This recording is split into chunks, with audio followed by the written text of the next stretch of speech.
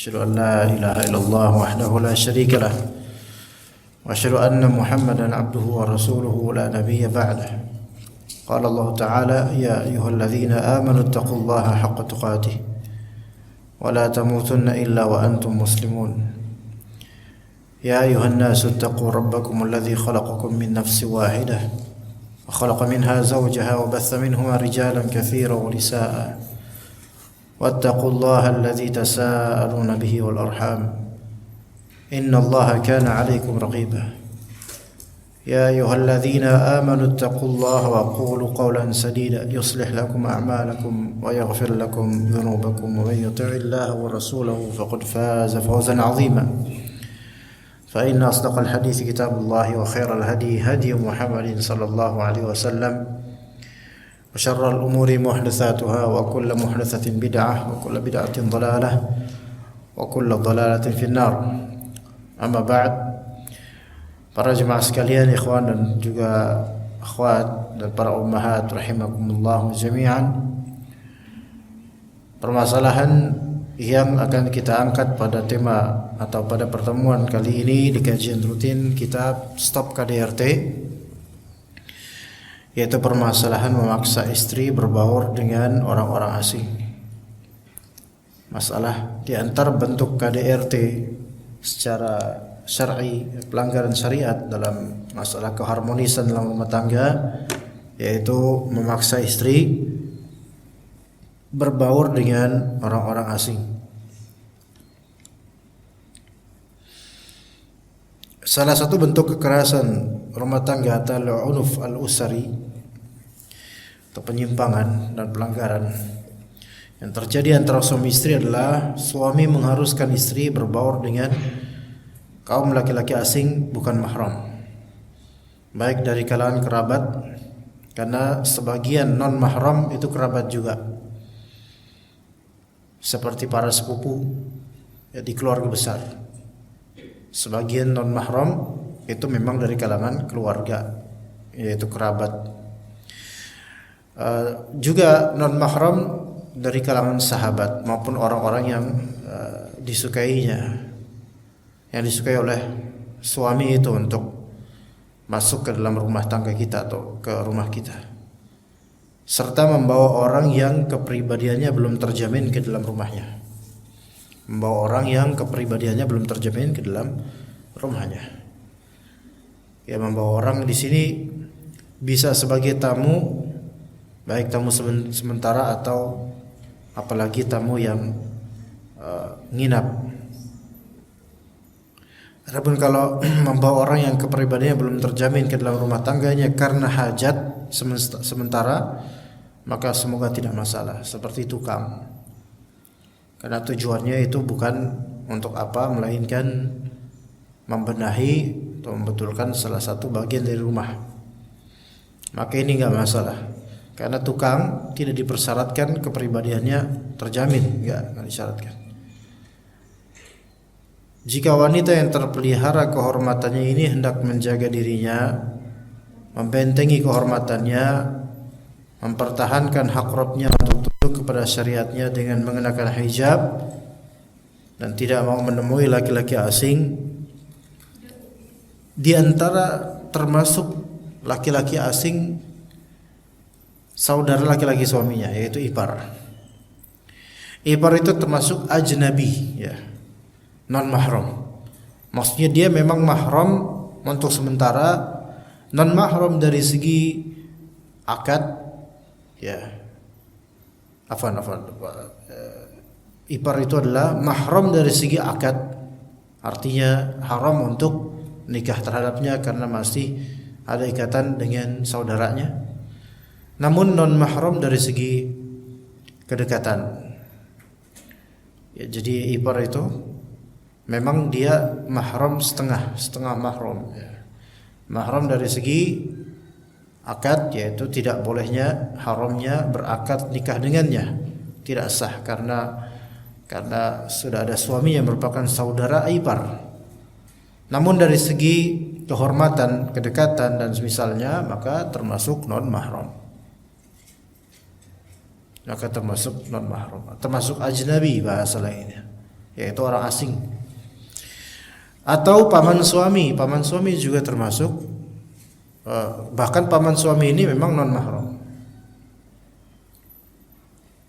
ya bukan mahram bersama paman suami.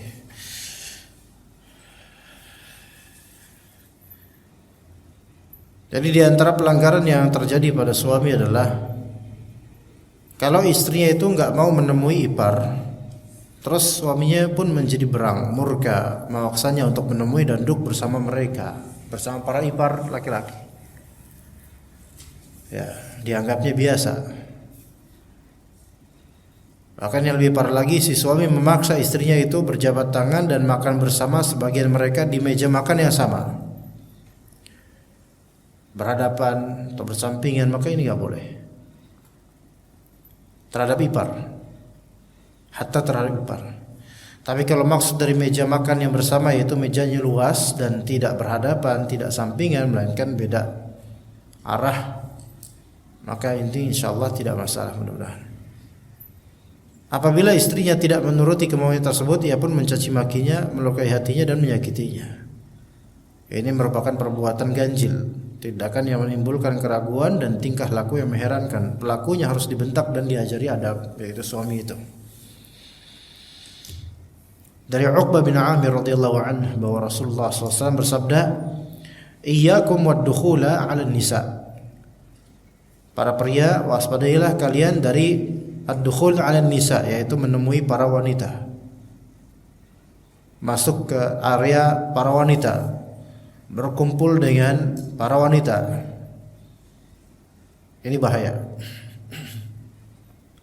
Faqala rajulun minal ansar, maka seorang sahabat Ansar bertanya, "Ya Rasulullah, afara'aital hamwa?"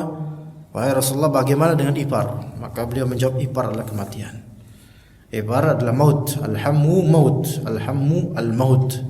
Ipar adalah kematian. Yang dimaksudkan kematian di sini yaitu suatu bahaya untuk hati dirinya, karena ipar baik bagi laki-laki ipar perempuan atau bagi istri ipar laki-laki itu kematian dan berbahaya.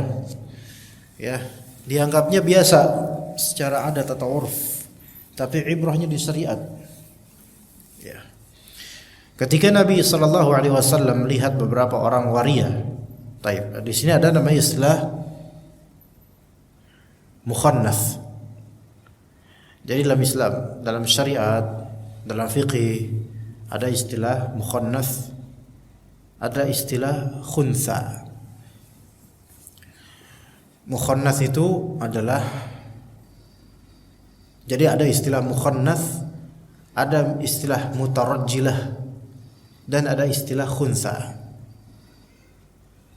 Mukhannath, laki-laki yang berlagak seperti perempuan. Mutarajjilah, perempuan yang berlagak seperti laki-laki. Apa bahasa ya, perempuan lagak tomboy, ya tomboy. Tomboy itu mutarajjilah, perempuan yang bertarajul, kesok-sokan lelaki gitu. Tomboy. Ya. Yang ketiga khuntha. Kalau khuntha ini enggak ada salahnya. Kalau khuntha ini, khuntha adalah laki-laki yang memiliki bentuk bagian tubuh seperti perempuan.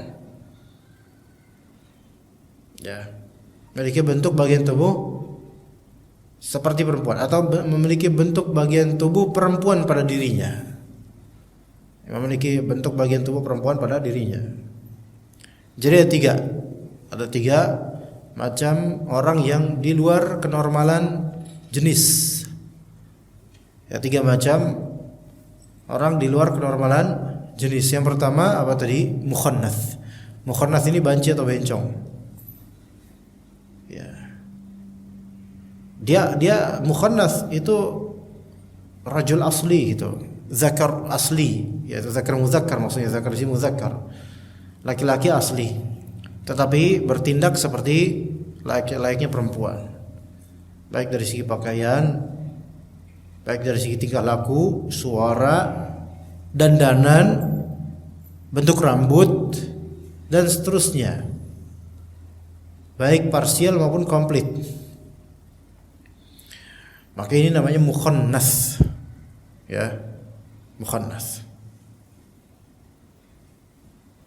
Yang kedua yaitu mutarajjilah, perempuan tomboy, yaitu yang menyerupai laki-laki, baik dari tingkah laku, gerakan, pakaian, aksesoris, termasuk rambut juga. Ya, maka mutarajjilah, semua ini ketika memang itu bukan aslinya, dan biasanya bukan aslinya, itu mal'un, terlaknat. Laki-laki yang menyerupai perempuan terlaknat, perempuan yang menyerupai laki-laki terlaknat pula. Ya. Dan tidak harus perempuan ini disebut tomboy dulu oleh orang-orang untuk masuk ke dalam kategori mutarajjilah, melainkan ketika dia mengenakan pakaian yang orang-orang tahu itu pakaian khusus laki-laki, maka dia masuk ke dalam hal ini. Masuk ke dalam hal ini yaitu mutarajjilah dan dilaknat. Ini berbahaya.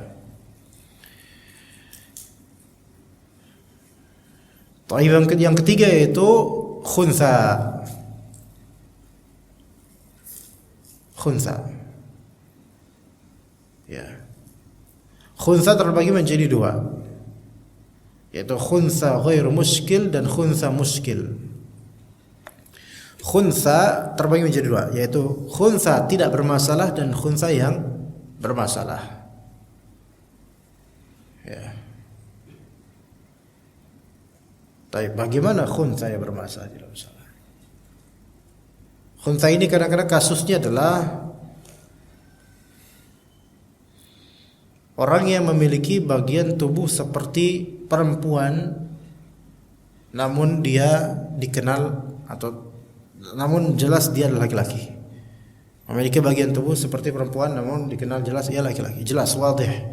Tidak ada muskilah, tidak ada masalah. Misal mohon maaf, misal dadanya seperti dada perempuan, padahal dia laki-laki dan kemaluannya laki-laki murni. Makanya khunsa ghair muskil. Orang akan melihat oh ini laki-laki, karena melihat dia memiliki zakar. Makanya khunsa ghairu muskil. Khunsa tidak bermasalah. Maksudnya bukan tidak bermasalah, salah bukan, dia tidak bermasalah itu wadih, jelas bahwa dia bukan perempuan, dia laki-laki, jelas. Ya.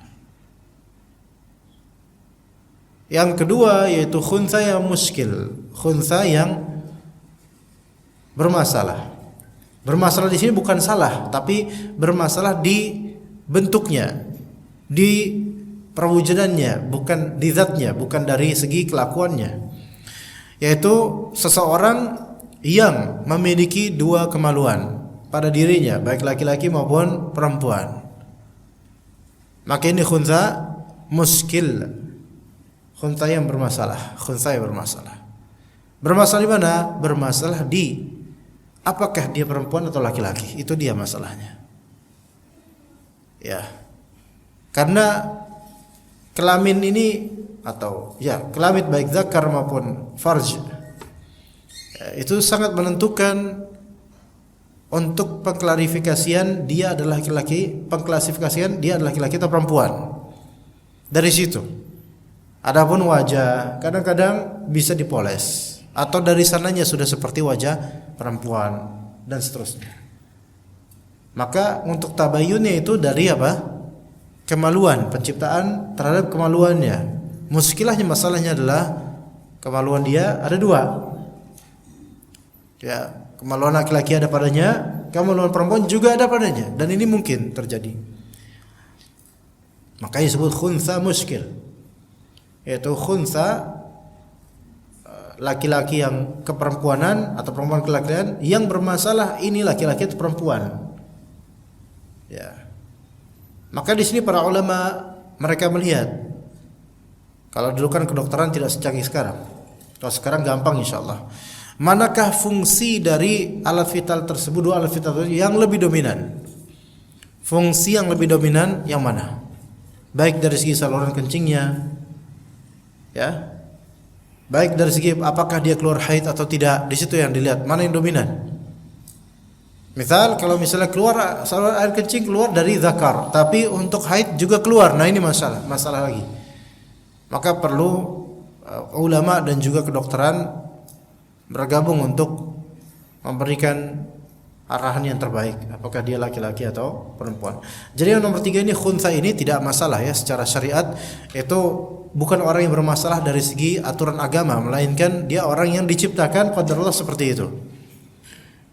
Adapun yang nomor 1 dan nomor 2 tadi, mukhannats dan mutarajjilah, ini bermasalah dari segi akhlak, tingkah laku, adab dan semisalnya. Oke.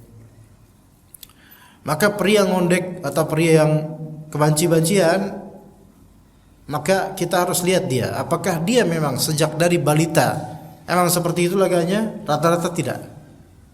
Biasanya karena pergaulan ketika SD, mulai dari situ, sering bergaul dengan perempuan dan dibiarkan oleh orang tuanya seperti itu, maka kelakuannya seperti itu. Maka ini berbahaya. Mukhannats namanya. Ya. Dan juga sebaliknya, yang perempuan, dia perempuan asli tapi dia tomboy. Dengan pakaiannya, dengan laganya, dengan gayanya, dengan suaranya dicocokkan. Tayyib. Ini semua mal'un, dilaknat kalau memang bukan asli dari bayi, tapi rata-rata memang tidak ada yang asli dari bayi. Semua karena apa? Karena pergaulan dan pembiaran. Tayyib. Kemudian kalau misalnya mukhannats, banci, atau mutarajjilah, tomboy, itu mengubah kemaluannya dengan operasi, maka apakah hukumnya berubah? Tidak, hukumnya tetap sama, hukum asli khilqatih, yaitu hukum asal penciptaan dia, tabi'ah asalnya yang Allah ciptakan pada awal. Maka sehukum dengan itu. Sehukum dengan itu. Maka kalau misalnya dia adalah seorang laki-laki, na'udzubillah, pengen jadi bencong, kalau tidak salah ada pelawak yang seperti itu kalau tidak salah, sampai operasi kemaluan. Apa ada kalau tidak salah? Ada ya? Pernah dengar enggak? Ada. Nauzubillah min dzalik. Sudah meninggal orang-orangnya. Taib. Kalau misalnya seperti itu, maka apakah dia anggap sebagai laki atau perempuan? Yang sahih dianggap laki-laki. Hukum syar'i tidak mengikuti hawa nafsu dia untuk menjadi perempuan. Karena kalau kita katakan bahwasanya hukum dia adalah hukum perempuan, dulunya laki-laki, dia mengubah diri jadi perempuan, mengoperasi kelaminnya menjadi kelamin perempuan. A'udzubillah min dzalik. Kalau misalnya, oh dia sekarang hukum syari'nya adalah hukum perempuan, berarti syariat di sini mengikuti kemungkaran dia, maka enggak boleh.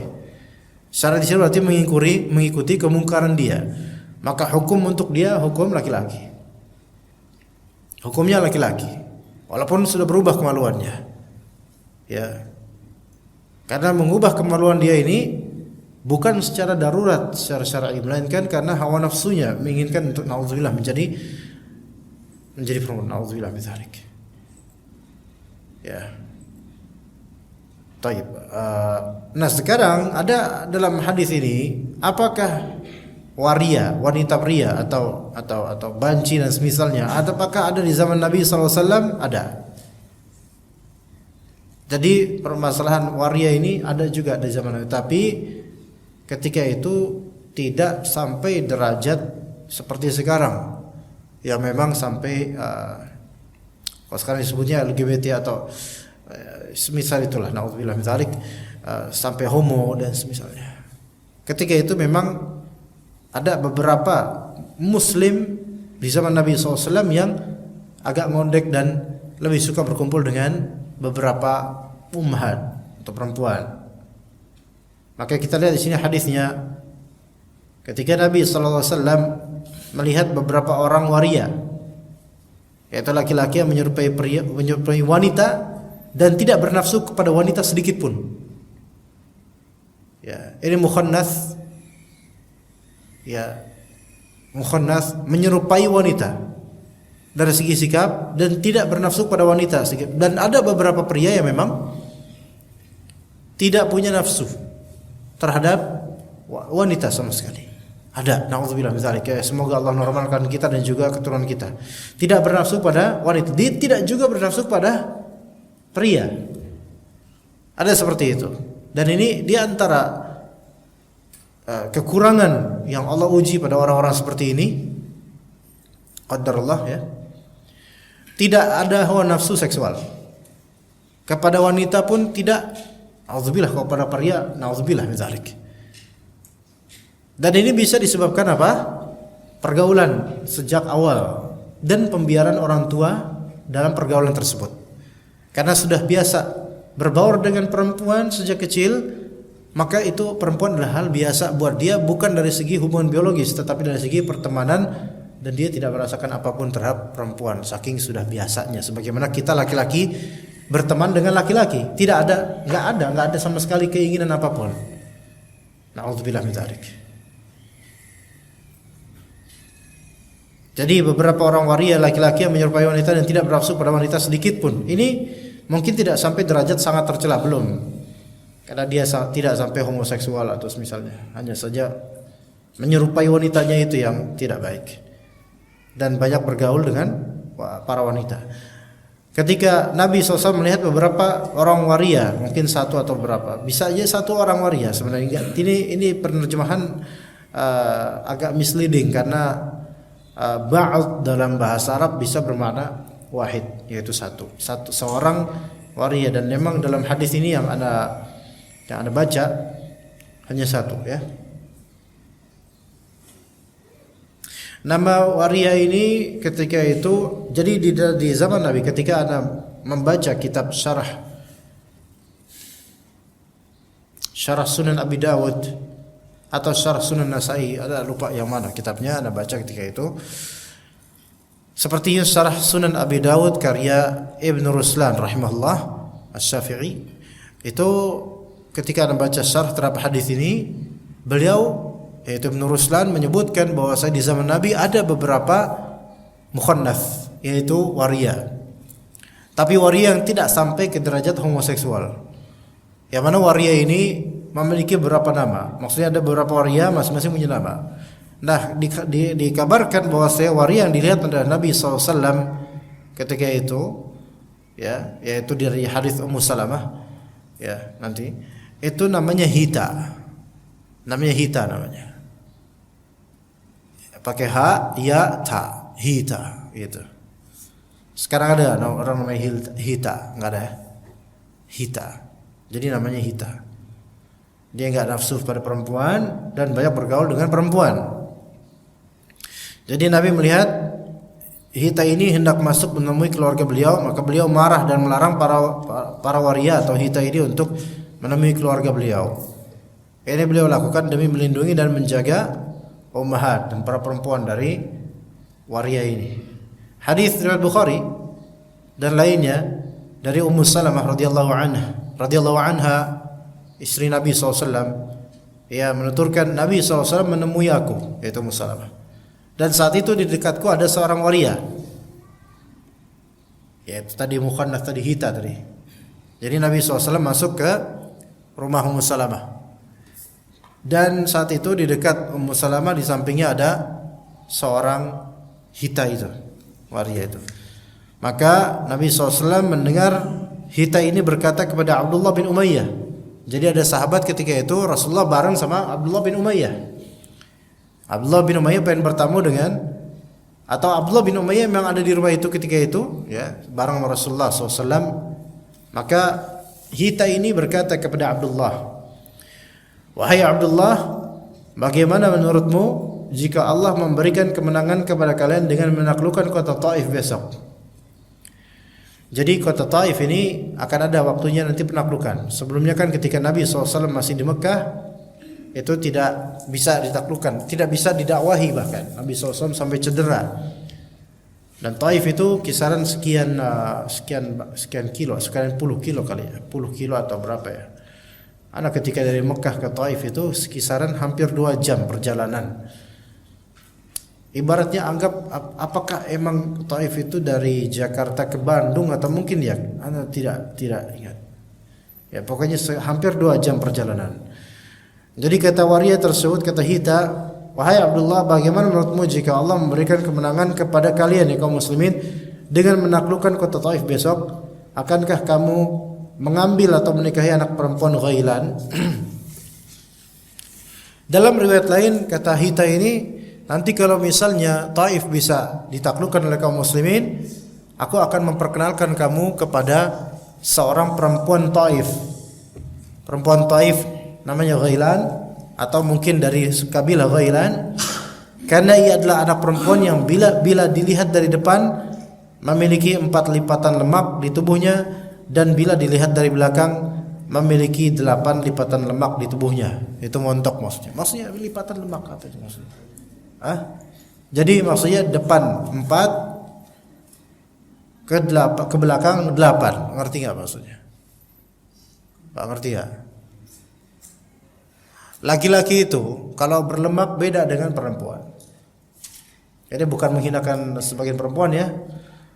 Kalau laki-laki berlemak, lipatan di perutnya paling 1. Ya gitu, belum gitu kan. Tapi kalau perempuan sebagiannya ada 4 lipatan. Benar gak? Ya saya nggak pernah lihat gitu, cuman kira-kirain aja ya. Maka kata Hita ini, nanti kalau misalnya Taif telah kaum muslimin taklukkan, akan aku perkenalkan wahai Abdullah kamu terhadap seorang perempuan Ghailan dari Taif, yang mana dia itu depan 4 belakang 8. Depan 4 belakang 8. Ngerti enggak aja maksudnya? Jadi kalau lipatan perut itu ada lipatan tuh 4. Yang nonjol ke depan berapa? Ya 4. Di bagian 8 1 2 3 4 5 6 7 8. Tuh sampai Anda hitung tuh. Kalau ada papan tulis Anda lukis itu. Jadi di perutnya ini ada, kalau orang kan kalau laki-laki six pack kayak gitu. Nah, ini ada 8. Ada 8, ada 4. Ada 4 tonjolan gitu loh. Tonjolan kulit lemak gitu. Ya namanya kayak gini nih. Kayak gini kan 1 2 3 4. Itu saking berlemaknya di sini, saking berlemaknya sampai sebegitu banyak lipatannya sampai 4 lipatan. Kalau 4 lipatan berarti dari atas belakang 1 2 3 2 4 5 gitu. Faham enggak Bapak?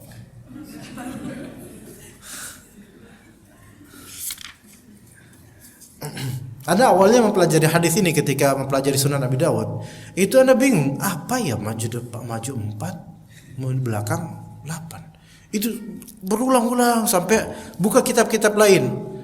Kitab Syarah Sahih Bukhari-nya Syekh Utsaimin Anda buka. Ukan namanya, ukan di sini ukan ya, itu lipatan-lipatan lemak namanya. Ukan. Ya, namanya ukan. Nah, itu 4. Oh, akhirnya ketemu setelah cari di Syarah Sunan Nasa'i, cari di beberapa kitab, akhirnya paham. Oh, maksudnya itu. Kira-kira paham enggak? Gini loh, kalau misalnya laki-laki itu kan biasanya kalau gembul perutnya 1 doang, 1 ke depan, ke belakangnya 2 gitu. Yaitu sisi belakangnya yaitu 1 dan 2 gitu. Paham enggak jemaah? Udahlah, enggak usah pusing makin ini. Al-muhim maksudnya alhamdulillah kalau ya ini bukan berarti ya Anda perhatikan, tapi ini maksudnya gitu loh. Nah, di sini 4 depan, 4 lipatan lemak di tubuhnya bagian depan. Dan kalau dari di belakangnya memiliki 8 lipatan lemak di tubuhnya. Artinya ini montok sekali gitu, gede gitu. Nah, mendengar hal ini Nabi SAW bersabda, jangan disuruh keluar itu. Si Hitanya diusir oleh Nabi SAW dari rumahnya dan berkata kepada Ummu Salamah, jangan sekali-kali orang seperti mereka menemui kalian. Yaitu jangan sekali-kali orang kayak Hita ini, mukhannats banci ini, jangan sampai bergabung lagi dengan perempuan. Setelah itu maka menjadi syariat haramnya banci-banci untuk berkerumun gimana membaur di tengah-tengah perempuan, nggak boleh. Iya, nggak boleh. Bahkan jadi banci aja nggak boleh. Di sini ada beberapa hukum. Ya, ada beberapa hukum. Sebelumnya ini berkaitan dengan tema, yaitu memaksa istri berbaur dengan orang asing. Lawannya Nabi SAW mengharamkan istrinya dari berbaur dengan orang-orang dengan mukhannats banci yang perilakunya serupa dengan perempuan namun dia hakikatnya laki-laki. Memang awalnya diperbolehkan, tidak dipermasalahkan. Namun tiba-tiba Rasulullah SAW melarang dan menjadi haram setelah itu. Apa yang membuat itu menjadi haram? Apa yang membuat Rasulullah SAW melarang?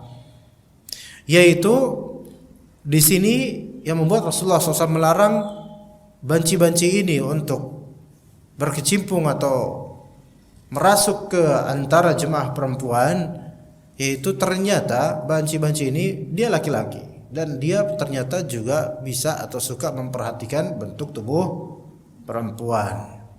Kan kalau misalnya kita lihat saja, kalau misalnya banci-banci bersama dengan perempuan-perempuan, itu kan las-las aja apa-apa gitu, karena perempuan-perempuannya merasa secure, aman, nggak masalah dengan banci-banci. Kok toh mereka nggak punya nafsu sama kita-kita gitu kata perempuannya. Akhirnya mereka menampakkan perutnya misalnya, sehingga banci itu melihat. Ini lihat, perempuan aja sesama perempuan nggak sampai hafal 4 dan 8 ini. Lah ini banci bisa hafal 4 dan 8, 4 ke depan, 8 ke belakang. Ini menunjukkan nih dia memperhatikan. Maka Rasulullah langsung memberikan statement, jangan sampai kalian itu berbaur dengan, wahai ummahat, jangan sampai kalian berbaur dengan pria-pria yang seperti ini, yang kebanci-bancian ini. Walaupun dia memang tidak punya syahwat terhadap kalian, tapi tetap dia adalah laki-laki. Ya, dia adalah laki-laki. Itu apalagi itu banci yang memang real banci ya. Apalagi kalau banci-bancian udah jadi-jadian perempuan, kebanci-banciannya dibanci-bancian lagi. Jadi pura-pura dengan pura-pura. Seperti yang biasa kita lihat di jalan-jalan, itu kan belum tentu semuanya real banci. Side job aja mereka jadi banci. Iya, mereka cuma nyari duit kan. Ondel-ondel udah banyak, ya kan?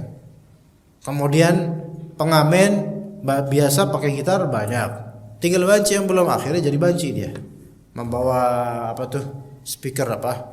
Dangdut-dangdut itu. Kemudian pakai make up banci itu makhluk terseram di alam jagat raya itu. Nah itu seperti itu, ya itu laki-laki. Kita nggak bisa melihat, oh ini banci. Emang terlaknat dari segi perbuatan dan mazharnya, penampakannya. Tapi kalau misalnya kita lebih detail mengetahui kehidupannya, boleh jadi dia laki-laki normal, bahkan punya istri normal dan punya anak normal. Iya.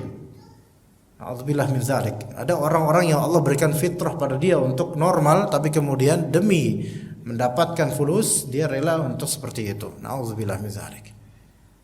Dan juga ada sebagian orang lain yang Allah Ta'ala fitnah, Allah Ta'ala uji dengan ketidaknormalan. Na'udzubillah min dzalik. Ya. Maka hal-hal seperti ini jemaah sekalian, ya, itu perlu kita waspadai pada diri kita maupun keluarga kita. Apalagi anak-anak kita zaman sekarang, anak-anak mudah terpengaruh. Pergaulan anak-anak harus dijaga, karena kita tidak tahu bagaimana. Lebih dijaga daripada menjaga anak-anak dari penculikan. Katanya kan marak Depok, Bekasi penculikan. Ya, iya itu harus dijaga anak kita. Tapi untuk urusan juga akhlaknya dan juga pergaulannya dijaga juga jemaah. Apalagi zaman sekarang ini yang lebih membius.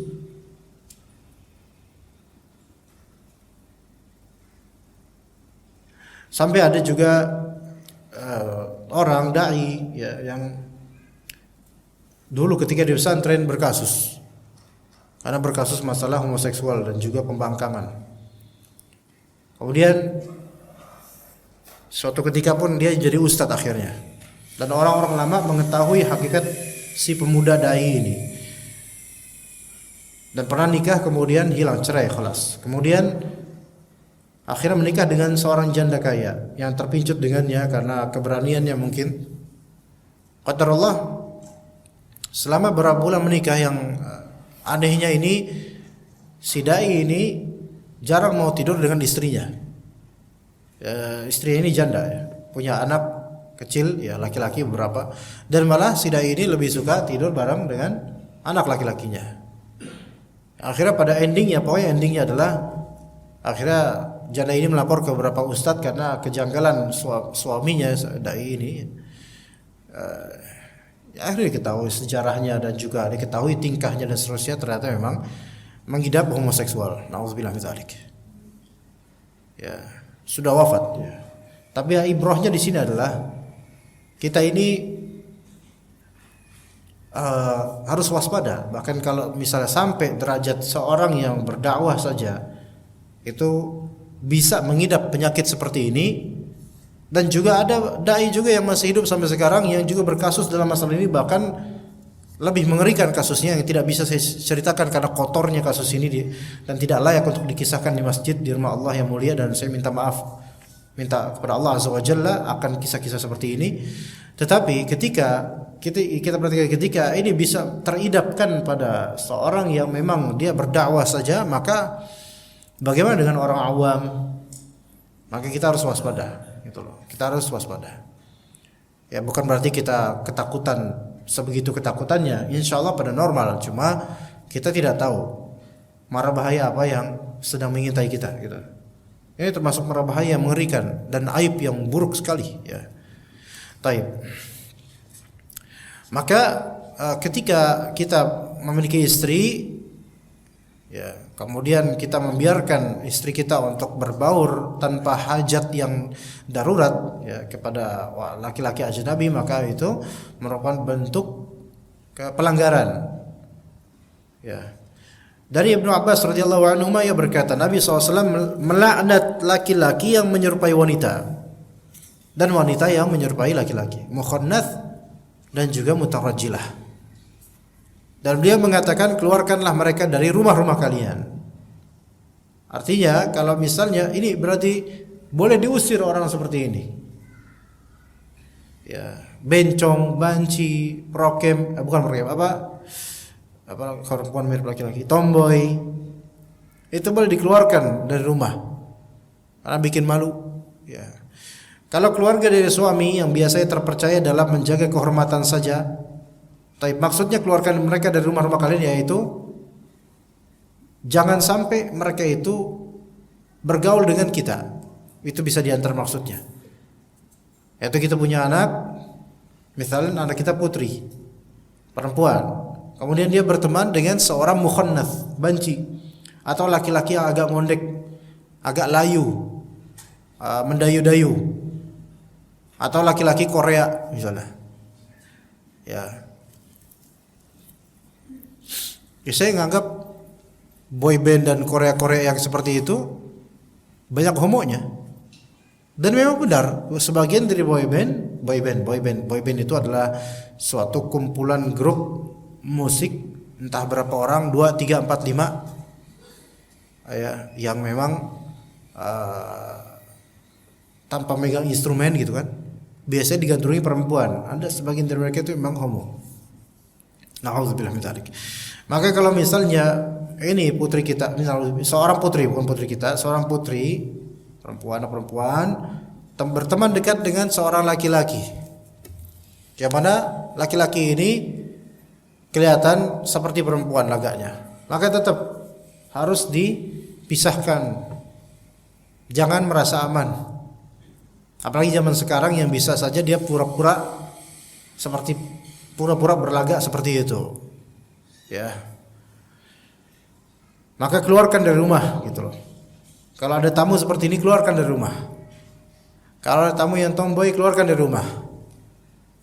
Atau di sini kalau ditafsirkan dari hadis ini, misal direfleksikan di kehidupan kita, misal Lebaran Idul Fitr, ya, kemudian ada orang-orang baik dari keluarga maupun dari keluarga lainnya, dari orang-orang keluarga dekat ataupun jauh atau tetangga. Terus kemudian ada banci yang masuk yang juga salaman sama kita, maka hak sahibul bait untuk mengusirnya. Keluar kamu, nggak usah di sini. Kemudian dia dengan banci, kenapa Pak, gitu. Nggak keluar, pergi.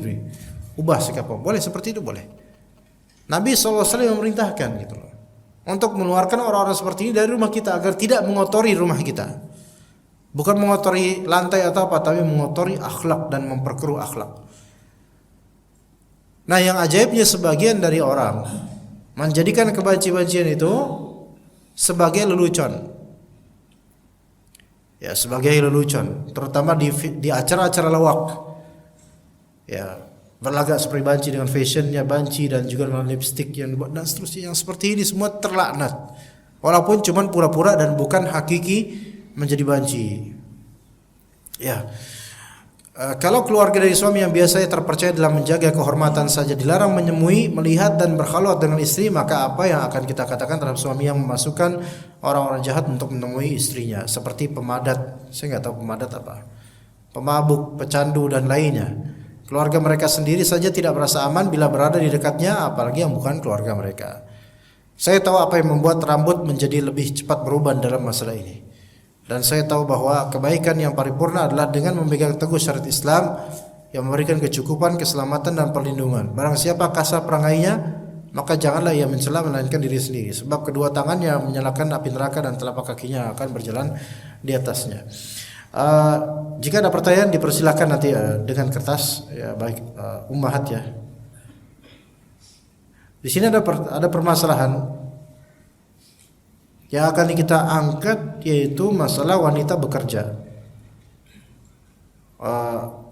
Ustaz Musyafa' Ad-Darini rahimahullah hafizallah, ketika beliau masih LC ya, sekarang doktor, di tahun 2009 beliau membuat tulisan ya, di antaranya tulisan menjawab pertanyaan ya. Ada pertanyaan, bolehkah wanita bekerja? Maka beliau hafizallah berkata, memang bekerja adalah kewajiban seorang suami sebagai kepala rumah tangga. Jadi asalnya, sebelum kita masuk ke dalam artikel beliau, bekerja, mencari duit, itu semua istilah yang sebenarnya masih perlu rincian. Apa yang dimaksud dengan bekerja? Apakah bekerja sama dengan mencari duit? Gitu loh. Ya gitu. Jadi kadang-kadang ada distorsi ya. Samar-samar maknanya. Kita harus dudukkan dulu maksud dari bekerja itu apa dulu. Kalau bekerja itu maknanya cari duit, oke, itu satu istilah. Tapi kalau bekerja maknanya adalah yaitu punya kerjaan, enggak gabut gitu loh, apa enggak diem tok. Nah, ini beda lagi hukumnya gitu loh. Beda lagi hukumnya. Karena kalau bekerja yaitu punya pekerjaan, bukan kurang kerjaan, punya kerjaan. Ya, misal nyuci baju di rumah, itu kerja. Ya. Dan juga nanti kalau bekerjaan artinya adalah cari duit, ini juga nggak bisa semuanya disatu gambarkan gitu loh. Karena di zaman sekarang pekerjaan itu variatif. Nggak semua harus kantor, nggak semua harus keluar rumah, tapi bekerja. Programmer bekerja di rumah bisa, seharian bahkan di rumah. Tapi boleh jadi transferan buat dia 5 juta per hari. Bekerja. Gitu loh. Jadi istilah bekerja ini perlu digambarkan atau didudukan sesuai dengan bagaimana kehidupan modern sekarang. Apa yang dimaksud dengan bekerja? Apakah maksud bekerja adalah mencari duit? Oke? Nah, kalau emang maksud dari bekerja adalah mencari duit, maka apakah mencari duit itu harus selalu keluar rumah? Ya enggak? Kan enggak harus kan? Oke, tapi kita anggap bekerja sebagai umumnya orang bekerja keluar rumah. Nih lihat. Bekerja, kata beliau, adalah kewajiban seorang suami sebagai kepala rumah tangga. Tapi Islam juga tidak melarang wanita untuk bekerja. Sebentar, di sini bekerja di sini artinya apa sekarang? Coba. Yaitu apa? Mencari nafkah, mencari duit, mencari nafkah, itu artinya ya. Nah, itu kewajiban seorang suami sebagai kepala rumah tangga. Ini umumnya di rumah tangga Islam. Tapi Islam juga tidak melarang wanita untuk bekerja. Nah, tidak melarang wanita untuk bekerja ini maksudnya apa? Tidak melarang wanita untuk mencari duit. Oke, gitu. Oke. Jadi kita dudukan itu dulu. Wanita boleh bekerja cari duit jika memenuhi syarat-syaratnya dan tidak mengandung hal-hal yang dilarang oleh syariat. Syekh Abdul Aziz bin Baz mengatakan, Islam tidak melarang wanita untuk bekerja dan bisnis. Itu asalnya begitu. Islam tidak melarang wanita untuk bekerja dan bisnis. Bekerja dan bisnis sama atau beda? Nah, ini dia juga. Bekerja dan bisnis. Maksudnya di sini dagang. Dagang itu bekerja atau tidak? Nah, di sini bekerja yang dimaksud oleh Syekh Abdul Aziz bin Baz yaitu apa? Yaitu work yang kita kenal sebagai karyawan, bukan bisnis. Jadi di sini ada pemisahan antara bekerja dan bisnis gitu loh. Paham gak? Dan bekerja ataupun bisnis sama-sama cari cari duit. Artinya Islam tidak melarang wanita untuk cari duit. Nggak melarang wanita untuk cari duit. Tapi kalau misalnya seorang ummahat, dia ahli desain grafis, dia misalnya mendesain poster-poster, volunteer untuk IG dakwah, ini kerja bukan? Termasuk pekerjaan, tapi volunteer nggak cari duit. Nah ini termasuk, boleh nggak? Boleh, gitu kan? Boleh, hukum asal boleh. Tapi kalau misalnya dia, oke, sekarang tidak volunteer, sekarang berbayar. Saya pengen satu poster dihargai 25.000. Sehari bikin 10 poster, berarti sehari dapat 250.000. Ini bekerja namanya bukan? Bekerja. Sebenarnya ini maksudnya bisnis juga, masuk bisnis juga. Semua ini asalnya hukumnya dilarang atau boleh? Boleh, bahkan bagus. Kan asalnya begitu. Karena Allah Ta'ala mensyariatkan dan memerintahkan hambanya untuk bekerja, termasuk laki atau perempuan. Kata Allah Azza wa Jalla, wa qul i'malu fasayarallahu 'amalakum wa rasuluhu wal mu'minun. Katakanlah wahai Muhammad, bekerjalah kalian, maka Allah, Rasulnya dan para mukminin akan melihat pekerjaan kalian. Perintah bekerja i'malu ini mencakup pria dan wanita. Yaitu beramal, punya kerjaan, itu mencakup, perintah itu mencakup pria dan wanita. Allah juga mensyariatkan bisnis kepada semua hambanya. Karenanya seluruh manusia diperintahkan untuk berbisnis, berikhtiar dan bekerja, baik pria maupun wanita. Kata Allah Azza wa Jalla, ya ayyuhalladzina amanu la ta'kulu amwalakum bainakum bil batili illa an takuna tijaratan an taradhim minkum. Wahai orang beriman, janganlah kalian saling memakan harta sesama kalian dengan jalan yang tidak benar. Akan tapi hendaklah kalian yaitu berdagang atas dasar saling rela di antara kalian. Ini mencakup laki-laki atau perempuan. Tetapi wajib diperhatikan dalam pelaksanaannya. Nah, ini pelaksanaannya yang diperhatikan. Hukum bekerjanya pada asalnya Pak, hukum cari duit pada asalnya boleh, baik laki atau perempuan, cari duit boleh. Iya.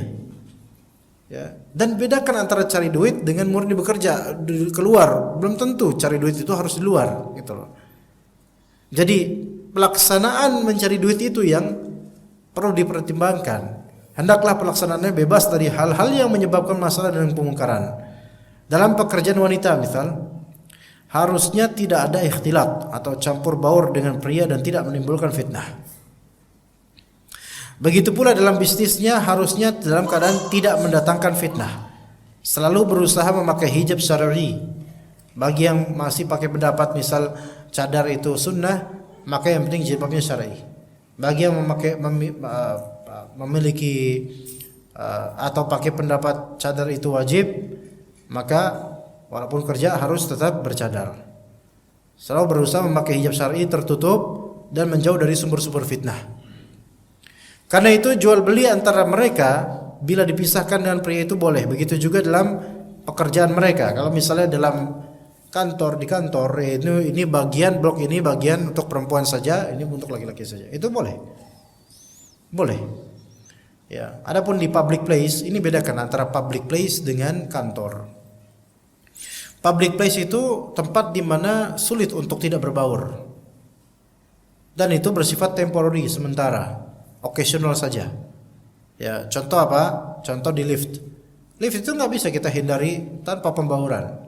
Contoh lain di mana mungkin di halte, di shelter busway, di busway-nya, di angkutan umum, di jalan raya dan semisalnya itu tidak bisa menghindari apa? Ikhtilat. Percampur bauran laki-laki atau perempuan. Termasuk juga di semacam Islamic Book Fair dan semacamnya. Tetapi ketika itu adalah Islamic Book Fair atau Muslim Fest, maka tentu bukan suatu kebaikan jika dibiarkan terus berlarut begitu saja pembauran seperti itu. Karena pasti ada waktunya itu menjadi hal yang biasa, dianggap biasa dan fitnah ke depannya. Maka tentu pihak penyelenggara apapun itu namanya yang ketika ada islaminya, maka wajib untuk mempertimbangkan antara pemisahan antara laki-laki dan perempuan, mungkin sesinya yang dipisah mungkin.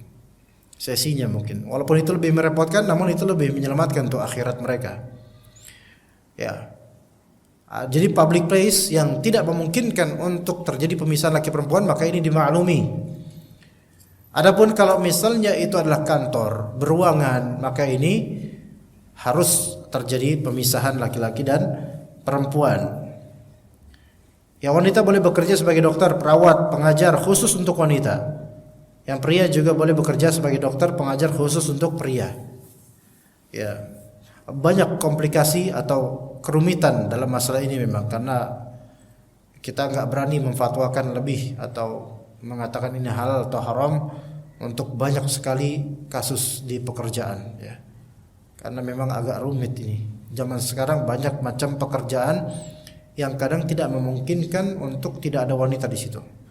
Taib, adapun bila wanita menjadi dokter atau perawat untuk pria, atau sebaliknya pria menjadi dokter atau perawat untuk wanita, maka praktik seperti ini tidak dibolehkan oleh syariat. Karena ada fitnah dan kerusakan di dalamnya. Ya. Kecuali mungkin darurat, tidak ada lagi dokter yang sesama jenis ketika itu, maka kholas, ini darurat. Untuk kasus-kasus sakit yang darurat memang seperti operasi, dan ternyata dokter yang ada saat ini hanyalah dokter lawan jenis, oke, mau gak mau, daripada berkelanjutan, ya kholas, bismillah, semoga Allah Ta'ala maafkan, ya. Dan juga konsultasi tentang masalah penyakit-penyakit kecil, maka lebih afdal dengan sesama jenis. Kalaupun dengan lawan jenisnya, misalnya istri sakit apa misalnya, ya, kemudian mau konsultasi, maka hendaknya ditemani oleh mahram, terutama suami. Taib, bolehnya bekerja harus dengan syarat tidak membahayakan agama dan kehormatan baik untuk wanita maupun pria. Pekerjaan wanita harus bebas dari hal-hal yang membahayakan agama dan kehormatannya, serta tidak menyebabkan fitnah dan kerusakan moral pada pria. Begitu pula pekerjaan pria harus tidak menyebabkan fitnah dan kerusakan bagi kaum wanita. Dan memang ada beberapa, ini muskilahnya, susahnya adalah ada beberapa pekerjaan yang kalau pria yang mengerjakannya itu sulit. Ini hanya bisa dihandle umumnya oleh wanita, namun ini juga berpotensi untuk menimbulkan fitnah. Ini dia masalahnya. Contoh apa? Front desk, resepsionis, ya kan? Coba di hotel-hotel atau di bimbel-bimbel atau di kantor-kantor, rata-rata front desk ya, perempuan apalagi perempuan. Kalau laki-laki jenggotan, berewokan, itu nggak enak dilihatnya, kelihatan kaku pula. Ada apa pak? Ini front desk apa satpam ini? Kadang bingung, ya. Tapi kalau misalnya perempuan kan, iya pak, apa yang bisa saya bantu? Enak konsumen dengernya. Serba salah owner dari perusahaan, mau istiqomah. Tapi gimana mau nggak istiqomah? Ya susah juga gitu kan. Di sini ujian bagi pebisnis. Kalau pebisnis mau istiqomah dengan syariat Allah, Allah akan berkati dia, insya Allah akan tolong dia. Tapi kalau pebisnis tetap aja melanggar, maka ya, dan dia pebisnis yang muslim sunnah, tahu hukumnya, ya kadang demi uang tetap, ya, kadang demi uang tetap aja. Frontlinernya tetap pakai apa? Akhwat. Iya, begitu kan? Ya mau gimana? Ya, alasannya ke Ustadz mau gimana? Kita kan sudah susah. Apakah Ustadznya luluh? Ya udah, buat kamu boleh, gitu. Masa kayak gitu, ya kan? Travel umrah contohnya. Dulu prinsipnya travel umrah sunnah rata-rata apa? Harus pakai mahram. Sekarang mulai banyak berjamuran travel sunnah baru ataupun udah lama yang mulai tergoda karena wah, Saudi kan nggak mensyaratkan harus pakai mahram. Ya oke, sekarang lebih mudah akhirnya kan, nggak disyaratkan Saudi, ya nggak disyaratkan oleh Saudi, tapi disyaratkan oleh pemilik Rabbus samawat, pemilik samawat wal ard, yaitu Allah Azza wa Jalla. Jalan syariat. Tapi Ustaz, ini masalah khilafiyah. Ada ustaz kita berfatwa demikian, ini masalah antum kenapa dulu berprinsip harus pakai mahram, sekarang kok tiba-tiba antum pakai dalil khilafiyah? Apakah sudah terjadi perubahan hukum di antum? Gimana travel umrah sekarang? Banyak saya travel umrah tergoda akhirnya dengan alasan Saudi tidak mensyaratkan. Taib, berarti selama ini antum bukan pakai manhaj, berarti pakainya apa? Syarat Saudi untuk mengharuskan mahram. Dilematis memang. Karena apa? Karena bagi banyak travel, baik sunnah ataupun sunnah, pensyaratan mahram ini adalah apa? membebani dan membuat kurang laris. Paham nggak maksudnya? Dan misal ada beberapa ummahat, 2 atau 3 ummahat pengen umrah, daftar. Travel bilang, maaf, ini kita harus mensyaratkan umrah. Mensyaratkan mahram. Wah gitu ya Pak ya. Iya, kita berusaha mengikuti sunnah. Itu dulu sebelum pandemi dulu ya. Ya dulu masih memegang kuat tuh. Karena kita pengen mengikuti sunnah Nabi SAW. Karena perempuan dilarang bepergian jauh tanpa mahram. Masih alim dulu. Ya, sekarang udah mulai duit doang matanya tuh. Ya, sekarang apa Bu? 3 orang perempuan mahramnya ada nggak? Waduh, nggak ada Pak. Kita gimana ya? Oh nggak apa-apa. Sekarang pemerintah Saudi sudah tidak mensyaratkan. Loh, udah berubah ini. Ya, udah berubah. Nggak apa-apa. Pemerintah Saudi kan nggak mensyaratkan. Dulu sebelum pandemi bilangnya, wah kita tegak dengan sunnah, insya Allah ibu harus cari mahram. Ibu harus cari mahram. Gak bisa tanpa mahram, kami maaf tidak menerima. Ya, selain nanti laporan juga gimana ke Saudinya juga kan, ini kan memang diperintahkan oleh Allah dan Rasulnya. Wah, itu nilai patennya travel sunnah dulu. Ya, itu nilai patennya travel sunnah dahulu sebagian ya. Sampai kemudian bilang, kami tidak seperti travel yang lain yang mungkin tidak begitu mengenal sunnah, kadang pakai umroh siluman, pakai mahram siluman, ya. Ada kayak gitu kan dulu kan? Dikenal mahram-mahroman, ya. Dimahromin aja. Dari jemaah perempuan datang, saya nggak pakai mahram Pak, gimana ya Pak ya? Oh, ini ada jemaah lain laki-laki, dia sendiri, udah dimahromin aja, jadi siluman. Iya, siluman mahram. Ya. Itu di travel sudah. Sekarang yang kita ejek dulu malah kita sekarang terjebak padanya. Karena apa? Karena cuan. Ada beberapa travel seperti itu. Sampai ada owner travel yang juga ngomong ke saya, ke anak. Dan anak travel dan anak umrah bareng beliau. Anak umrah pakai jasa travel beliau dan beliau konsultasi, gimana Setia? Ini kan Saudi sekarang udah gini, udah dipermudah, nggak usah pakai mahram, nggak apa-apa, gimana ya? Terus mau nyantum gimana kata saya? Mau nyantum gimana Pak? Ya sebenarnya gimana sih Pak menurut antum hukum nggak pakai mahram untuk umroh? Ya nggak boleh katanya. Tapi gini Ustaz, ada Ustaz Fulan bilang khilafiyah dan bilang Ustaz Fulan, Ustaz Sunnah, Ustaz kita juga, masya Allah. Ini kan nggak menyalahkan Ustaz Sunnahnya, bukan beliau yang salah, beliau hanya menjabarkan khilafiyah. Walaupun juga sangat disayangkan, jadinya membuka keran keburukan ke depannya takutnya. Ini Ustaz kita bilang gini. Oh gitu, masya Allah ya. Ya udah, sekarang anak bilang ke beliau, antum silakan pakai fatwa Ustaz tersebut. Tapi nanti di akhirat ketika itu salah, antum tanggung jawab sendiri nanti. Anak lepas tangan. Waduh, serem juga. Ya serem lah. Kok antum dulunya tegak betul-betul, kok sekarang malah mulai lumar. Terus gimana ya solusinya Satya? Tetap sebenarnya banyak jemaah yang tanpa mahram pengen ikut. Ya terserah antum mau duit atau mau agama. Anda bilang gitu. Anda bilang ke ownernya langsung kayak gitu coba. Salah satu ownernya. Maka sekarang kalau misalnya laki-laki membiarkan nih, suami membiarkan, biarin dah istrinya dibiarin umroh tanpa dirinya, tanpa mahram dengan alasan Saudi tidak mensyaratkan itu, maka ini masuk dayuth ya, ini dosa besar. Dan ini seperti membiarkan istrinya untuk safar tanpa mahram, bercampur baur tersemaunya dan seterusnya. Maka nggak boleh hal-hal seperti ini. Ini berarti kurang menjaga. Nah sekarang masalah bekerja, ketika terjadi ikhtilat dalam ruangan pekerjaan tersebut, maka itu tidak boleh. Hukumnya seperti itu. Ya. Nah, masing-masing pria dan wanita itu bekerja dengan cara yang baik, tidak saling membahayakan antara satu dan lainnya, serta tidak membahayakan masyarakatnya, kecuali dalam keadaan darurat. Jika situasinya mendesak, seorang pria boleh mengurusi wanita. Misalnya, pria boleh mengobati wanita karena tidak ada wanita yang bisa mengobatinya. Begitu pula sebaliknya. Ya. Operasi sesar misalnya. Ibu-ibu, operasi sesar lebih banyak dokter bedah laki-laki atau perempuan, Bu? Laki-laki. Iya, lebih banyak laki-laki yang dokter bedah operasi sesar. Terus gimana kalau misalnya itu perempuan atau istri atau wanita hamil itu mau lahiran dan dia mungkin punya penyakit dalam yang tidak memungkinkan untuk lahir normal misalnya, terus gimana? Ngebrojol sendiri gitu, harus sesar. Apakah dia harus cut sendiri? Enggak, melainkan harus pakai dokter ahlinya. Siapa kemudian? Ya udah, dokter pria, mau gimana lagi? Ketika tidak ada dokter wanita, maka ini darurat, masuk ke darurat, jadi boleh dimaafkan insyaallah. Tentunya dengan tetap berusaha menjauhi sumber-sumber fitnah seperti menyendiri, membuka aurat yang bisa menimbulkan fitnah. Kalau membuka aurat di sini yaitu semacam berisi sihir, maka otomatis akan terbuka auratnya dan itu merupakan hal yang dimaafkan mudah-mudahan karena darurat.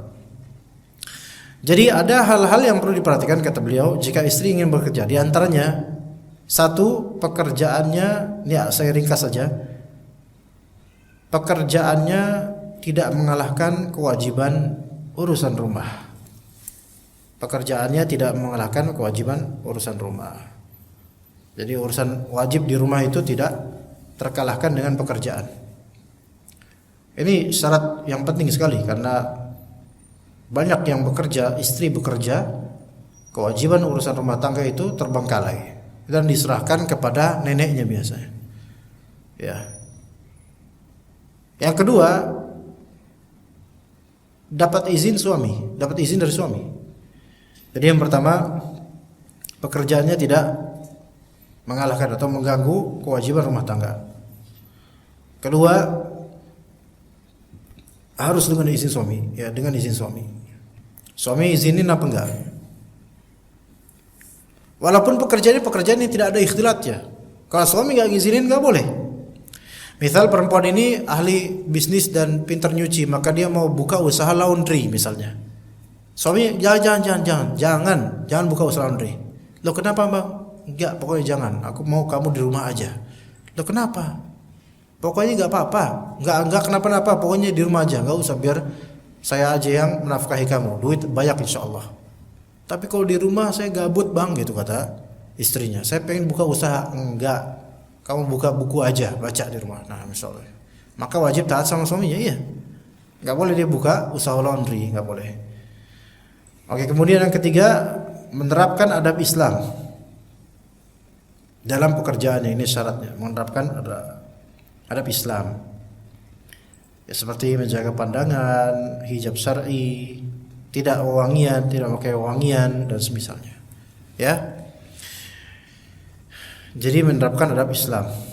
Jadi pertama, syarat pertama, pekerjaannya tidak mengalahkan kewajiban rumah tangga. Kedua, izin suami. Ketiga, beradab Islami. Keempat, pekerjaannya sesuai dengan tabiat wanita. Maksudnya pekerjaan yang matching sama wanita, sesuai tabiat wanita, atau yang memang mampu dilakukan wanita, layak gitu loh dilakukan wanita, seperti mengajar, dokter, perawat, penulis, tukang laundry, ya kan? Lebih afdol tukang pencuci laundry lebih afdol wanita atau pria? Wanita. Penyetrika misalnya, pembantu rumah tangga misalnya. Apalagi perempuan yang biasa ngisi galon. Tadi apa?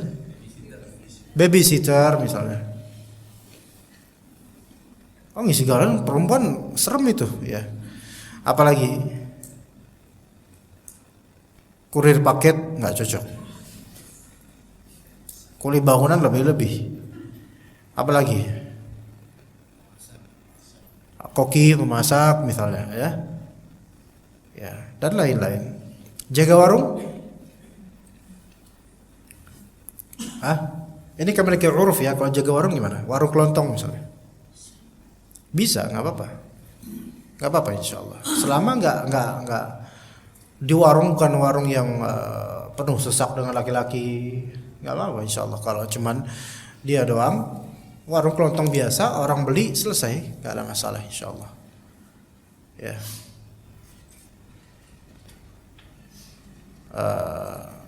Presenter jejak petualang misalnya, nggak cocok lah. Ketemu ular, nangkap sanca, itu nggak cocok. Itu perempuan kayak gitu, itu bukan perempuan itu. Iya. Taib. Jadi pekerjaannya sesuai dengan tabiat wanita, atau wanita tetap layak bekerja seperti itu. Akuntan cocok, akuntan Pokoknya berkaitan dengan duit itu cocok biasanya ya. Akuntan ya, auditing bisa ya. Tapi ya kalau akuntan pun tetap ya harus diperhatikan kantornya apakah ikhtilat atau enggak, beradab atau enggak. Ya, yang kelima tidak ada ikhtilat di lingkungan kerja, itu syarat. Yang kelima tanpa ikhtilat di lingkungan kerja. Kalau lingkungan kerja itu ikhtilat maka enggak boleh. Cuma masalahnya gini loh. Kalau misalnya ya ini yang kelima ini memang sulit ya. Karena gini, kalau di MTS, di MAN atau sekolah umumnya enggak ada guru perempuan, repot. Ya, dan sekarang gini, gimana ya? Benar-benar complicated memang masalah ini. Tanpa adanya guru perempuan itu malah akan mempersulit sekolah biasanya gitu. Ya. Alam kalau aku lihat kalau misalnya kita udah kenal sunnah ya lebih afdal jangan kerja sebagai guru di sekolah-sekolah yang memang masih terjadi banyak ikhtilat. Satu kantor itu ruang guru itu laki perempuan numpuk semua kan, guru-guru laki, guru-guru perempuan. Makanya seperti itu nggak boleh sebenarnya. Kalau bisa cari pesantren atau cari sekolah sunnah yang memang memisahkan semua itu. Ya. Taib. Yang keenam juga sebaiknya mencari dulu pekerjaan rumahan yang hanya di dalam rumah, desainer misalnya. Laundry juga bisa, atau akuntan tapi kerja di rumah, WFH misalnya. Dan bisnis online sebenarnya yang bagus tuh bisnis online. Dia cukup di rumah aja dan dia minta kurir untuk jemput barang. Itu sebenarnya bisnis online ide bagus ya. Dia mungkin di marketplace dia buka, atau secara online di WhatsApp atau lainnya, mungkin bikin kue atau bikin apa, atau jualan baju, pernak-pernik dan seterusnya. Nanti kalau misalnya ada orderan, dia tinggal minta ya supaya dijemput barangnya. Ya kan sekarang kan ada kurir yang portal ekspedisi ya. Jadi semua ekspedisi bisa masuk ke kurir itu. Kita tinggal nyuruh dia untuk bawa barang-barang kita. Kita nggak perlu keluar rumah bahkan. Dia ambil barang-barang kita. Ya, itu enak. Insyaallah sekarang suami-suami kalau mengizinkan istri bekerja dalam arti mencari duit dengan bisnis online itu sebenarnya bagus. Itu ide bagus. Bahkan kadang-kadang itu lebih afdol daripada harus dagang di pasar atau keluar rumah terus dagang di jalanan. Walaupun kalau darurat ya mau gimana lagi gitu, tapi bisnis online sekarang lebih bagus insyaallah taala. Ya seperti itu. Taib, itu yang bisa kita sampaikan untuk materi tentang masalah memaksa suami atau memaksa istri untuk berbaur dengan orang-orang asing. Dan itu nanti dikondisikan dengan kebutuhan darurat keluarga juga ya.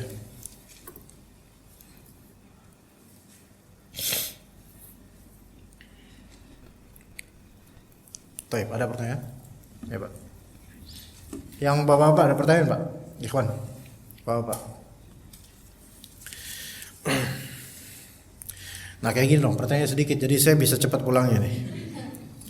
Bismillah, izin bertanya Ustaz, bagaimana dengan hadis wanita tidak boleh dinikahi kewali?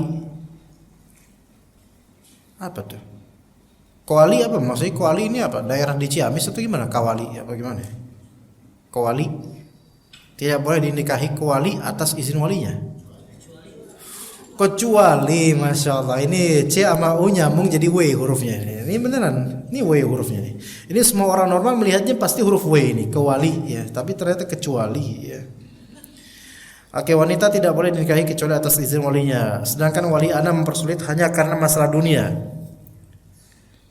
Salahkah jika mengajukan wali hakim? Ayah dan kakek dari ayah anak sudah meninggal dan hanya punya kakak laki-laki. Jadi kakaknya ini nggak mau menikahkannya ya. Mohon doanya agar saudara kandung anak mendapatkan hidayah manhaj salaf dan anak dimudahkan menikah tahun ini. Allahumma amin. Jadi begini.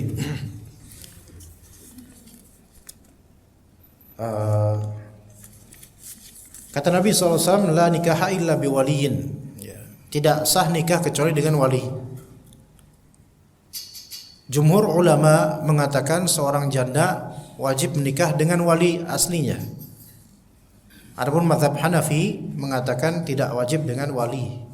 Boleh menikahkan diri sendiri, tapi itu tidak benar. Tidak sahih. Yang benar adalah walaupun janda tetap wajib nikahnya sama adanya wali. Itu merupakan rukun akad. Masalahnya sekarang, dan ini Allah musta'an terjadi di sebagian kasus ya, walinya tidak mau menikahkan perempuan, keluarganya, anaknya atau putrinya atau saudarinya. Dan penyebab enggannya dia menikahinya adalah masalah-masalah yang sebenarnya bukan masalah syar'i. Seperti masalah dunia seperti tadi, yaitu mungkin calon suaminya, adiknya ini mungkin calon suaminya tidak kaya mungkin, atau calon suaminya wajahnya kurang menyenangkan mungkin. Yang mana itu sebenarnya apa sih, emang yang mau nikah adiknya si perempuan atau kakak abangnya nih gitu kan. Juga kadang nggak mau menikahi karena apa? Karena ini mau dijadikan istri kesekian ya, padahal si perempuan ini ridha gitu loh. Ajaib. Ini saya belum tahu sang penanya ini seorang janda atau perawan. Kalau misalnya seorang bikr, perawan, maka memang walinya itu yang lebih dominan untuk memutuskan. Ya, lebih dominan untuk memutuskan.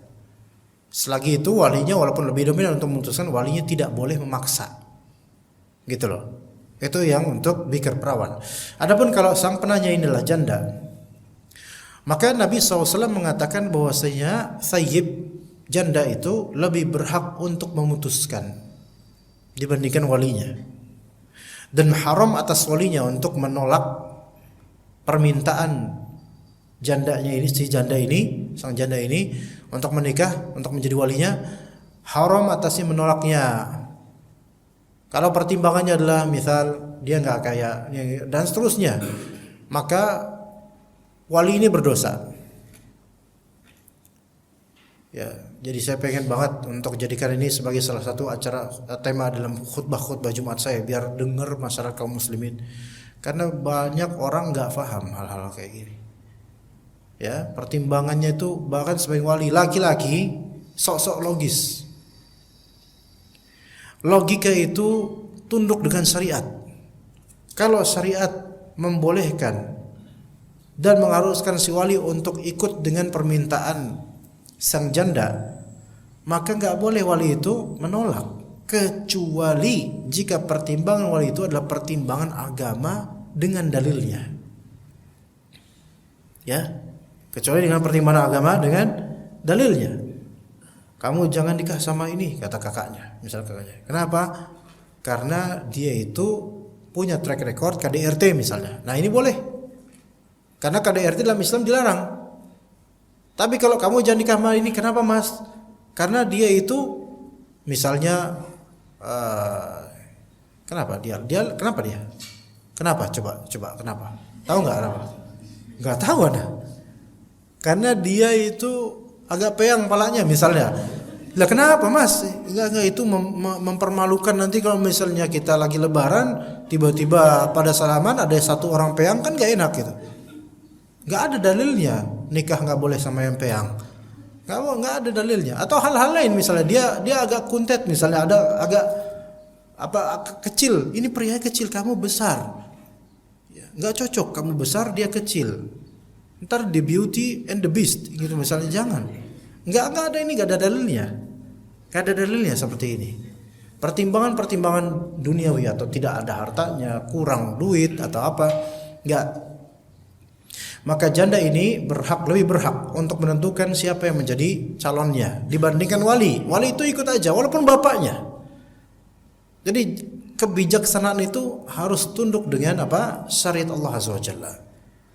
Adapun kalau bijaksanaan sesuai dengan kemauan diri atau gengsi pribadi, ini sok namanya, sok bijak. Ya.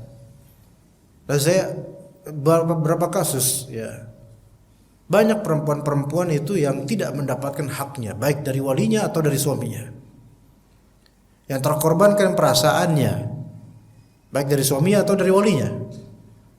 Sehingga membiarkan adiknya atau anaknya itu menjanda terus dan merasakan pahitnya menjanda, sementara walinya itu pengennya kriterianya itu sama anak tetangga yang kaya apa gitu. Sebenarnya apa urusan dia? Dia urusannya cuma hanya jadi wali untuk ijab kabul, selesai. Apa benefit dia dari melarang-larang seperti itu selain dosa?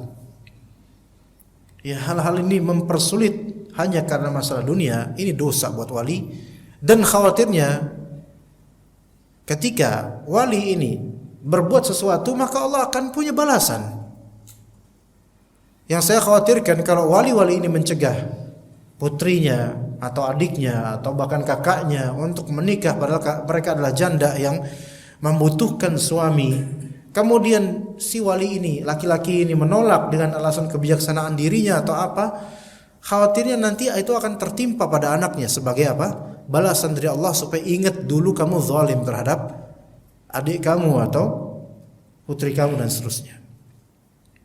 Ya, akan dibalas oleh Allah SWT pada waktunya. Maka kalau pertimbangan kita mencegah untuk menjadi wali pada anak kita, adik kita dalam masalah ini, itu pertimbangannya harus pertimbangan syar'i, bukan pertimbangan duniawi, dan itu pun dengan dalilnya. Kalau pertimbangan cuma sentimen belaka, duniawi belaka atau kesukuan belaka, maka enggak boleh. Jadi semoga Allah Subhanahu wa taala memberi hidayah pada saudara kandung anti untuk mendapatkan hidayah manhaj salaf, dan juga semoga anti dimudahkan untuk menikah tahun ini. Ya, semua dari perempuan-perempuan, terutama janda-janda yang pengen cepat-cepat nikah, semoga Allah pertemukan dengan jodohnya lebih cepat, yang soleh, yang baik, dan kemudian walinya juga baik, enggak sok tahu ya. Banyak wali-wali itu sok tahu beneran. Anak kalau misalnya pengen ketemu dengan wali-wali seperti ini, pengen ceramahin 1 jam enggak apa-apa. Ya. Iya. Selesai ceramah, anak nunggu hadiah gitu, enggak. Ya, sebenar-benar sekali apa fikih-fikih seperti ini banyak dari keluarga, bahkan bapak-bapak kepala keluarga enggak ngerti. Merasa pengalaman itu adalah the best ilmu, the best knowledge adalah pengalaman. Enggak, pengalaman itu adalah dengan dalil. Ya. Kita udah usia berapapun, udah berkeluarga berapa puluh tahun pun, kalau enggak punya ilmu, ya jahil namanya. Jahil. Rata-rata wali kayak gini kan apa? Merasa udah berpengalaman gitu loh, berumah tangga. Pengalaman rumah tangga iya pengalaman, tapi ilmu itu ada sendiri. Ilmu dengan pengalaman kadang matching bisa, tapi kalau pengalaman bertabrakan dengan ilmu, ya ilmu harus didepankan. Misal satu keluarga besar, ini banyak terjadi perceraian di keluarga itu karena apa? Misal di poligami, jadi cerai. Di poligami cerai. Jadi banyak hancur rumah tangganya dari anak-anak itu. Kemudian ada salah satu putrinya yang pengen dipoligami oleh orang. Kemudian akhirnya jangan poligami. Kenapa? Karena apa? Karena keluarga kita udah hancur dengan poligami. Yang salah tuh keluarga kalian. Paham gak di sini? Pengalaman keluarga kalian salah dalam poligami tidak menjadikan poligami itu haram gitu loh. Ya udah seperti itu. Ilmu itu di atas dari pengalaman. Kalau pengalamannya pahit, jangan kemudian menutup ilmu atau menutup hukum gitu loh. Jangan kemudian menutup. Contoh lain misalnya. Misal antum pernah nikah sama misal perempuan Batak misalnya. Dari suku Batak, Muslim Batak. Kemudian qadarullah cerai. Karena apa? Ternyata dia punya karakter yang kalau udah marah ngehardik suami. Waduh. Udahlah cerai aja, saya enggak cocok sama kamu. Baik. Besok-besok kemudian ketemu dengan perempuan gadis cakep Batak juga. Jangan Batak, nanti bakal apa? Seperti itu lagi. Ini salah. Pengalaman itu tidak menjadikan sesuatu menjadi haram. Bisa aja itu sesuatu yang beda gitu loh. Faham gak di sini ikhwan? Jadi jangan kemudian kita punya pengalaman pahit, kemudian sesuatu yang dibolehkan oleh syariat atau bahkan dianjurkan oleh syariat atau bahkan diwajibkan oleh syariat kemudian kita haramkan hanya karena pengalaman yang memang konteksnya berbeda. Begitu. Ya semoga Allah berikan hidayah. Ini sepertinya sudah ada calonnya ya. Coba kalau memang enggak bisa sama fulan karena walinya mungkin enggak suka sama fulan, coba sama yang lain. Atau solusinya begini, walaupun agak riskan. Seperti tadi ditanya, cari wali hakim, maka itu boleh. Maka itu boleh. Dan kalau wali hakim seperti ini, Anda sarankan pernikahan yang memang syariat, pakai nikah syariat. Karena kalau memang pakai nikah resmi kayak gini nanti akan disergap oleh walinya takutnya.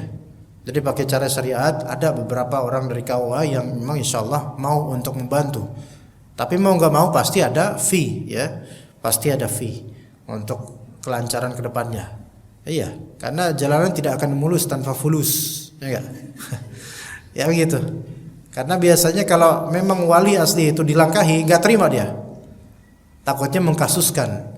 Maka perlu dari wali hakim yang memang kuat posisinya di KUA, ya kuat posisi juga kadang perlu kuat fulus juga.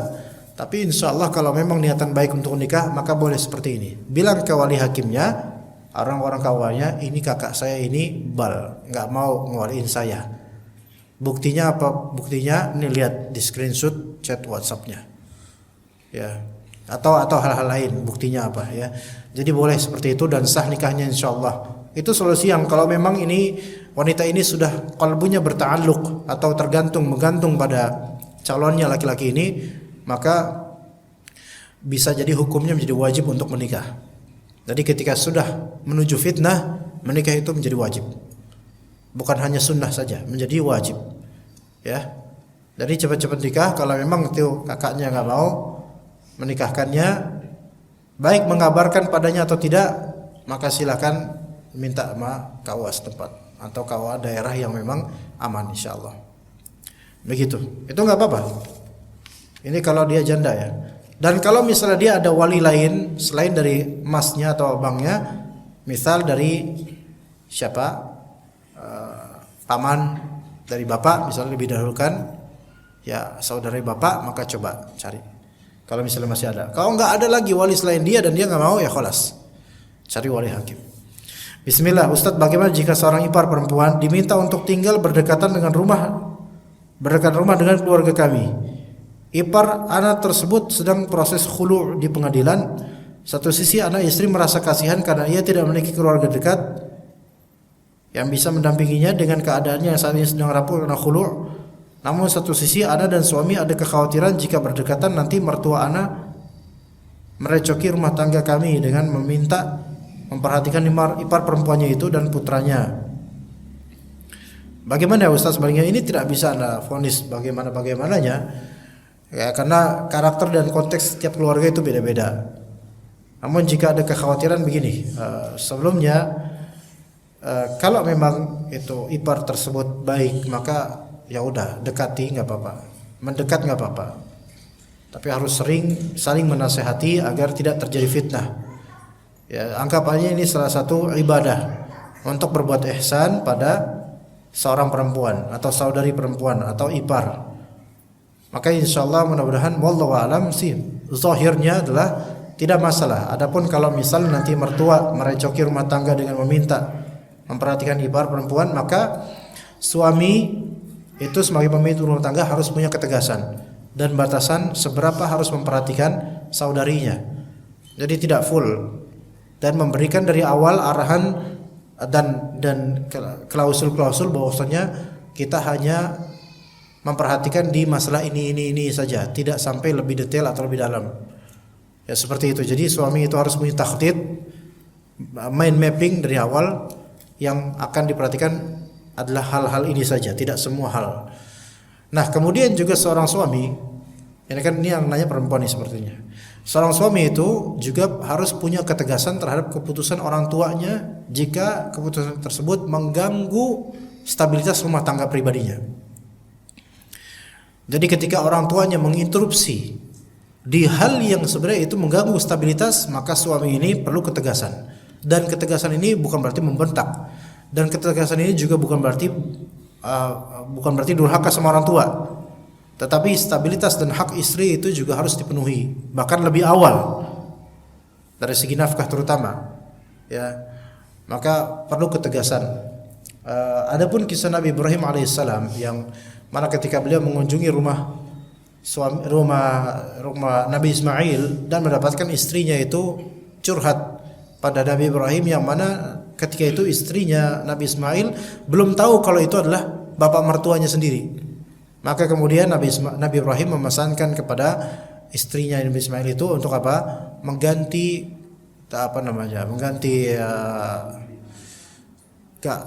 istilahnya Indonesia apa? Mengganti gembok, bukan gembok sih, mengganti palang pintu, ya, diganti palang pintu. Ya, artinya ceraikan dia. Apakah ini termasuk berkecimpung? Ya, termasuk berkecimpung. Tapi begini masalahnya. Dalam Islam, dalam hal ini istinbat dari hadis ini adalah berkecimpung dalam seorang bapak, ya, mertua. Berkecimpung dalam urusan anak itu ada beberapa kasus, beberapa konteks. Konteks pertama yaitu jika anak tersebut adalah orang yang memiliki sya'an, yaitu memiliki makanah, memiliki posisi di masyarakat, dan masukan dari mertua ini tujuannya untuk menstabilkan posisi itu, maka boleh. Seperti Nabi Ibrahim tadi. Ya. Konteks kedua, kalau misalnya saran dari mertua atau berkecimpungnya mertua itu justru meruntuhkan rumah tangga yang tadinya baik-baik saja, maka ini nggak boleh dituruti. Ya, berkecimpungnya mertua atau perecokan mertua terhadap rumah tangga yang tadi baik-baik saja, maka tidak boleh dituruti. Misal ibu mertua nggak suka sama mantunya karena nggak bisa masak misalnya. Kemudian ibu mertua bilang ke putranya, anaknya, suaminya, mantunya, udah kamu cari yang lain lah, ceraikan dia, cari yang lain. Hanya karena apa? Tidak bisa masak. Itu hal yang sebenarnya bukan merupakan syarat sah nikah, bukan merupakan tujuan nikah juga gitu loh.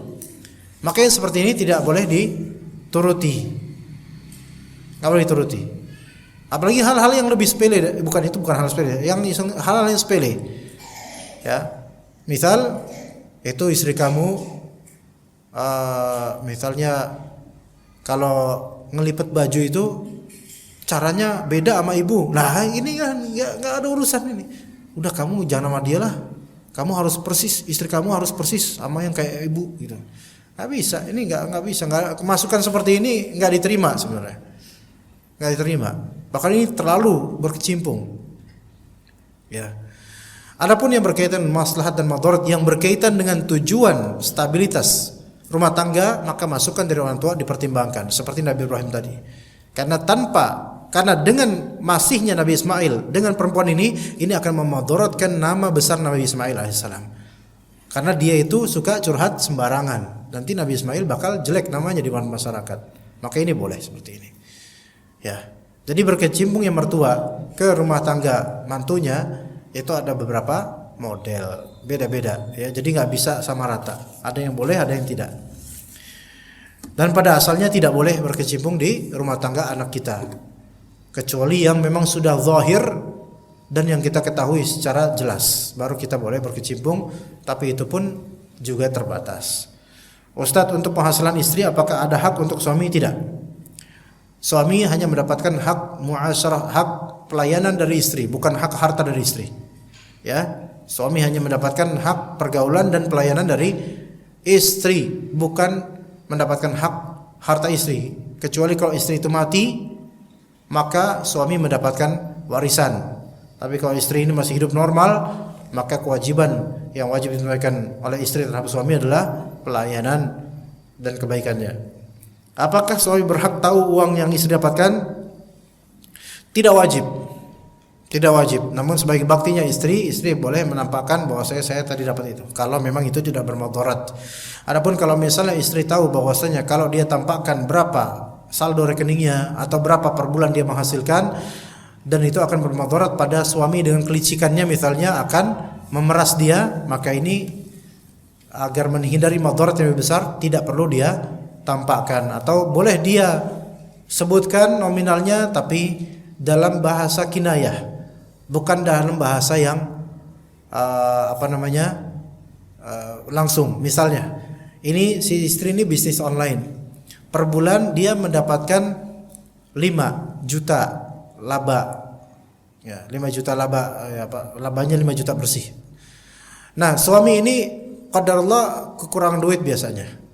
Suami ini pengen tahu berapa penghasilan istrinya per bulan. Kamu penghasilan berapa, Beb? Berapa? Ada deh. Berapa misalnya? Segini gitu. Oh, berapa? Segini. Kata suaminya, 500.000.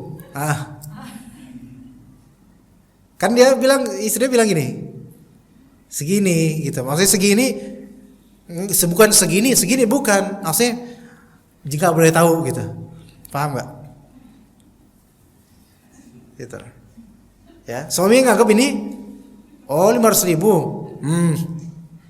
Ini kan bukan gitu kan, bukan ucapan iya atau enggak. Suaminya pahaminnya gitu, oh 500.000. Kan dia nggak ngomong 5 juta, nggak ngomong 500.000, tapi dengan bahasa isyarat yang menyeolahkan itu. Ini namanya kinayah. Atau bukan kinayah, afwan. Ini namanya tauriyah, afwan. Tauriyah. Maka ini boleh, ya. Seperti ini boleh. Coba diakal-akalin aja, gitu. Tapi ini ketika apa? Ketika memang dikhawatirkan suami ini bakal memeras dia, gitu loh. Boleh nggak ATM-nya ATM bersama gitu? Oh, ATM bersama ada tuh di Indomaret gitu. Enggak, maksudnya kartu ATM-nya sama lah, kita sama-sama tahu passwordnya atau PIN-nya berapa. Enggak boleh, jangan gitu kan. Itu berhak istri berhak kayak gitu. Enggak Mas, enggak usah. Ini kan harta saya, enggak harus tahu. Nah itu. Sebagaimana suami itu, sebagaimana istri itu tidak wajib tahu berapa uang suami, begitu pula suami tidak wajib tahu berapa uang istri. Dan kalau ditanya pun berapa, tidak wajib untuk memberitahu berapa, karena itu bukan hal yang sebenarnya bukan hal kewajiban antara apakah bakti atau tidak, itu didasari atas pengetahuan itu enggak. Jadi enggak masalah istri merahasiakan berapa duit yang dia punya. Begitu. Wallahu a'lam. Oke, kita cukup sampai sini insyaallah. Terima kasih atas kehadiran jemaah sekalian. Barakallahu fikum jami'an. Wa sallallahu ala nabiyyina Muhammad wa ala alihi wa sahbihi ajma'in. Subhanakallahumma wa bihamdika asyhadu an la ilaha illa anta astaghfiruka wa atubu ilaik. Assalamualaikum warahmatullahi wabarakatuh.